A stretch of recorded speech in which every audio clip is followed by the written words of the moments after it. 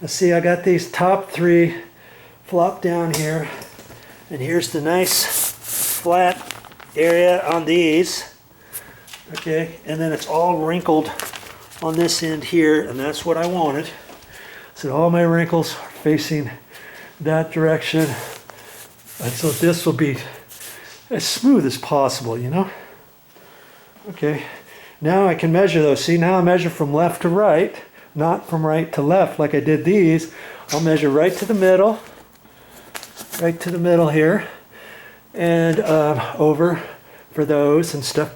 And I still have to raise those. Oh yeah, that's right. I need to raise those now before I do these up here. And see, before I tape this, I'm going to pull this over just a hair more than middle, because the other piece is going to be over to the middle. So I can pull this over a little bit further like that.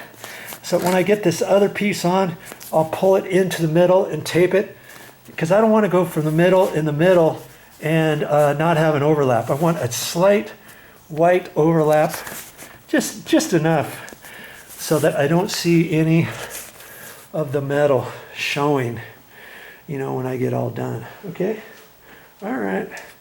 Think about your project and measure properly. Man, that still bugs me about that bottom. I never would have known that until now. I thought no matter whenever they build everything, I thought all the panels would be the same for, you know, if it's an 8-foot door, a 9-foot door, a 10-foot door, and then if it was a 10-foot door, the panels would just have to be, you know, depending on where the next one fits, they would have separated all those and made all of them nice and even. Man, I really didn't know about that. I wish I would have. So don't forget to check your bottom panel. Is your bottom panel created the same as your others? I don't know. It may not be, or it may be, okay? So check it out. My loss is your gain. Okay, I still have to install that last one. I have to carefully measure it and figure it all out. But remember, when I flip these around and measure them, then I have to measure these. When I flipped them, this is the finished edge up here. So I measured from the top down to the center of each one of those instead of the bottom up.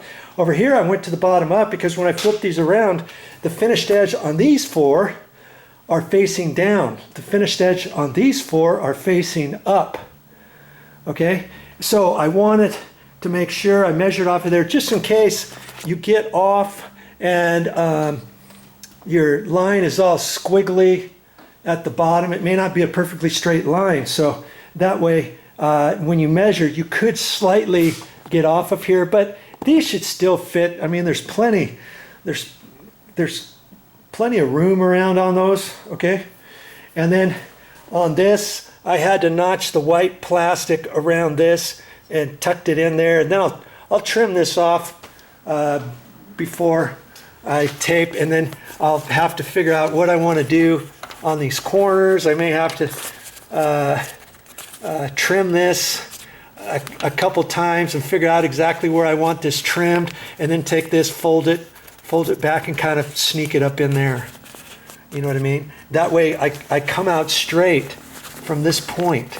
I want to come out straight from this point, not wrapped around like this and then kind of go like that. And then I've got this edge. I've got this edge there. I want this to be nice and straight. You know what I mean? Okay. I could even cut it just below that if I want to put a piece of tape there, or not. You know, I don't think I really need to. I can run the tape up above this a little bit and finish it over. And see, that's why I had this wrinkly spot over here. I didn't want to flip-flop them around. I wanted to have as nice as bits as possible here. I mean, granted, all of this is going to have wrinkles to a certain extent. That's just how it is. You know what I mean? But it's okay. When I get done, it's going to look nice.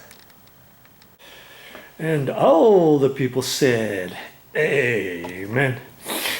Hey, well, I got her. You can't even really tell down there. I still have to kind of poke some in there. I still have to finish. And now it's about pushing stuff in, making sure this stuff is tight. trimming this back.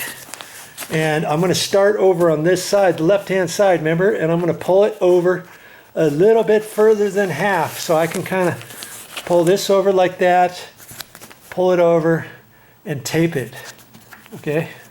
Might be able to tape little pieces at a time without Momi being here. If I do one there, one there, one there, get this across and then tape.